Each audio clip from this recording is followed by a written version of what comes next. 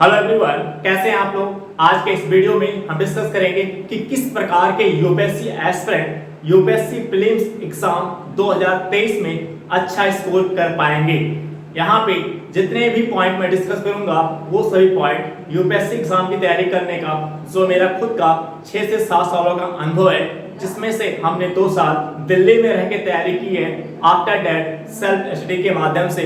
उस अनुभव के आधार पर मैं डिस्कस करूंगा। यदि आप इस वीडियो के अंत तक बने रहते हैं तो इससे आपको बहुत ही फायदा मिलने वाला है, और यदि ये वीडियो आपको पसंद आए तो आप मुझे फॉलो जरूर कीजिए। आइए डिस्कस करते हैं। अगर हम यूपीएससी एस्पिरेंट्स की बात करें तो इसे हम 3 कैटेगरी में बांट सकते हैं, डिवाइड कर सकते हैं। प्रथम कैटेगरी में वो यूपीएससी एस्पिरेंट्स आते हैं जो पूरे वर्ष जो उन्हें 1 से 1.5 साल का समय मिलता है, उस समय को ईमानदारी से उसे यूटिलाइज करते हैं, फोकस होकर के स्टडी करते हैं। बेसिक सोर्स जैसे NCERT, standard book, current affairs, previous question paper, test series पर अपनी एक बेहतर पकड़ बनाते हैं। और इसके साथ ही साथ जब वो एग्जाम हॉल में आते हैं तो एग्जाम जो क्वेश्चन पूछने का जो अप्रोच होता है यूपीएससी एग्जाम का, वो क्वेश्चंस किसी भी अप्रोच से पूछे, क्वेश्चन पूछने के तरीके में कितना भी बदलाव करे, वो उससे पैनिक नहीं होते हैं। वो अपने आप को पूरे वर्ष इस प्रकार से तैयार करते हैं कि पेपर कितना भी डिफिकल्ट आए, क्वेश्चन पूछने का तरीका यूपीएससी कितना भी डिफरेंट हो, फिर भी हम अपने आप को इस अप्रोच से तैयार करेंगे ताकि हम एग्जाम हॉल में पैनिक ना हो। क्योंकि वो ऐसे यूपीएससी एस्पिरेंट हैं जिनको पता है कि यूपीएससी कोई देखिए, ये पहली बात नहीं है कि इस बार यूपीएससी ने क्वेश्चन पूछने के तरीके में बदलाव लाया है। यूपीएससी हर वर्ष कुछ ना कुछ अपने प्रीलिम्स एग्जाम, जो यूपीएससी प्रीलिम्स एग्जाम है, उसे कुछ ना कुछ डिफरेंट बनाता है। हर वर्ष कुछ अंतर रहता है पिछले वर्ष की तुलना में। तो ये ऐसा नहीं कि प्रथम बार हो रहा, फर्स्ट टाइम हो रहा है। तो उनको पता है कि यूपीएससी का जो पैटर्न है वो बार बार चेंज होता है। तो इस प्रकार से हमें अपने आप को इस प्रकार से तैयार करना है कि ताकि हम एग्जाम हॉल में पैनिक ना हो। और जब आप एग्जाम हॉल में पैनिक नहीं हो, यानी इस कैटेगरी के यूपीएससी स्टूडेंट जो एग्जाम हॉल में पैनिक नहीं होते प्रथम स्तर पर, वो एग्जाम हॉल में अच्छा परफॉर्मेंस कर पाएंगे। क्योंकि जब आप पैनिक नहीं होंगे तो आपका जो दिमाग होगा वो अच्छे से वहां पर वर्क करेगा। तो ऐसे प्रश्न जो आते हुए क्वेश्चंस कभी कभी गलत हो जाते हैं, कुछ ऐसे यूपीएससी स्टूडेंट जो आते हुए क्वेश्चन को गलत करके आते हैं, लेकिन इस प्रकार के जो प्रथम स्तर की कैटेगरी के यूपीएससी स्टूडेंट्स हैं, इस प्रकार के क्वेश्चंस को गलत नहीं करते हैं और वो एक अच्छा स्कोर भी करते हैं। इस बार जब आप फाइनल रिजल्ट आएगा 2023 का, तो आप भी देखिएगा बहुत से ऐसे यूपीएससी स्टूडेंट्स मिलेंगे जो इस एग्जाम को टॉप भी करेंगे और साथ ही साथ प्रीलिम्स एग्जाम में अच्छा स्कोर भी करेंगे। तो ये यूपीएससी स्टूडेंट इसी कैटेगरी में आते हैं प्रथम स्तर में, कि जो पूरे वर्ष ईमानदारी से फोकस पे स्टडी करते हैं, साथ ही साथ अपने आप को इस प्रकार से तैयार करते हैं ताकि प्रीलिम्स एग्जाम में वो प्रीलिम्स एग्जाम के दिन एग्जाम हॉल में पैनिक ना हो। क्योंकि जब आप पैनिक होंगे तो आप अच्छा परफॉर्मेंस नहीं कर पाओगे। ठीक है, इसलिए वो अपने आप को पूरे वर्ष इस प्रकार से इस अप्रोच से तैयार करते हैं कि पेपर कितना भी डिफरेंट आए, हमें पैनिक नहीं होना है, हमें वहां पे अच्छा परफॉर्मेंस करके आना है।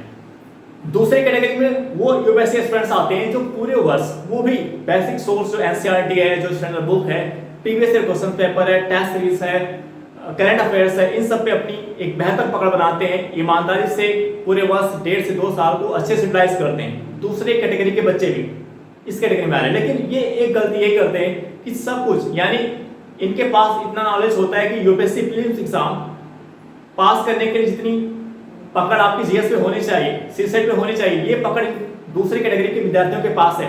जो दूसरे स्तर के कैटेगरी के बच्चे हैं, इनके पास भी वो नॉलेज है प्रीलिम्स एग्जाम पास करने के लिए जितनी आवश्यकता है, जितने कंटेंट आपको चाहिए, वो इनको पता, उतनी नॉलेज इनको है, जीएस में इनकी पकड़ है, सीसेट में पकड़ है। लेकिन ये क्या करते हैं, ये ऐसे होते हैं जो एग्जाम हॉल में एग्जाम के दिन पैनिक हो जाते हैं। जब वो एग्जाम हॉल के दिन पैनिक हो जाते हैं तो फिर उनका परफॉर्मेंस प्रीलिम्स एग्जाम में अच्छा नहीं हो पाता है। ऐसा किस कारण से? क्योंकि जब आप पैनिक हो जाते हैं, जब आप जरा सा भी जैसे ही पैटर्न को देखा कि पिछले वर्षों की तुलना में पैटर्न इस बार बहुत ज्यादा डिफरेंट आया, अलग आया, तो इस कारण से जो आप पैनिक हो जाते हैं तो इससे आपका जो माइंड वर्क, जो दिमाग होता है वो अच्छे से वहां पे काम नहीं कर पाता, क्योंकि आपका जो कॉन्फिडेंस लेवल है वो धीरे धीरे गिरने लगता है।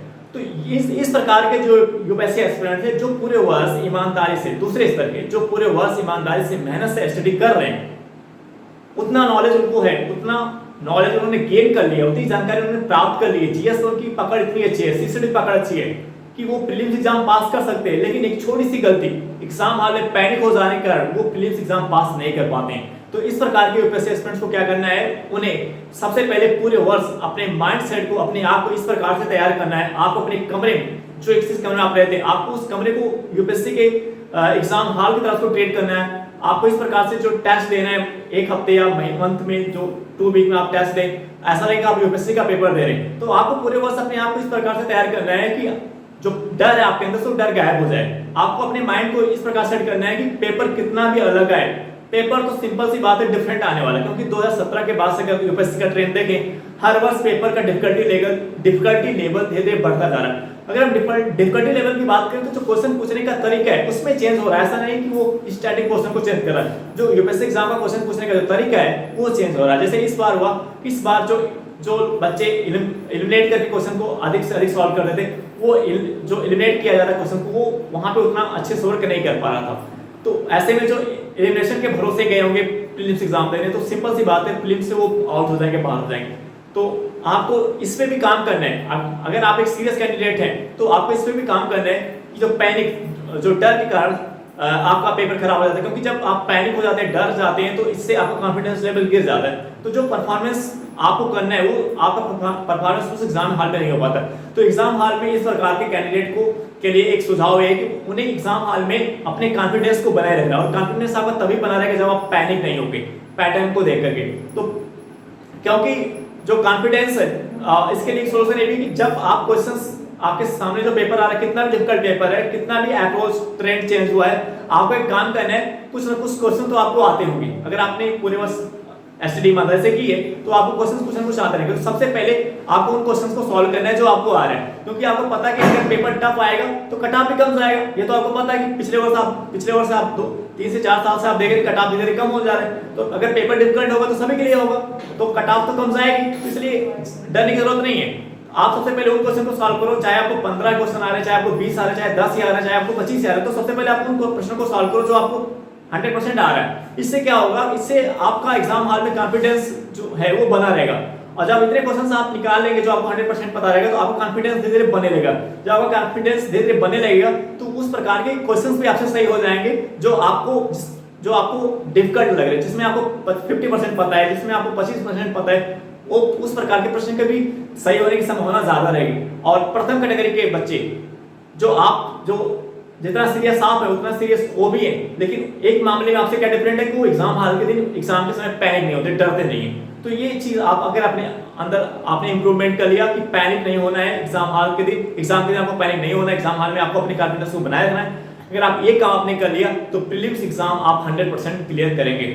और तीसरी कैटेगरी में वो बच्चे आते हैं जो ईमानदारी से फोकस होकर स्टडी नहीं करते हैं, जो कूद के पढ़ाई करते हैं, कभी उस क्लास के पीछे, कोचिंग के पीछे, कभी उस कोचिंग के पीछे, कभी उस क्लास नोट्स के पीछे, कभी उस क्लास नोट्स के पीछे भागते रहते हैं, यानी एक प्रॉपर एनसीईआरटी भी ढंग से नहीं कवर करते हैं, जो नॉन सीरियस कैंडिडेट हो, जो सीरियस कैंडिडेट नहीं होते हैं। तीसरी कैटेगरी क्या है, उन बच्चों की जो अपने एग्जाम को लेकर के सीरियस नहीं है, ढंग से ना तो एनसीईआरटी को सही तरीके से पढ़ पाते हैं, ना तो किसी स्टैंडर्ड बुक को, और ना ही करंट अफेयर्स पे भी उनकी बेहतर पकड़ नहीं होती।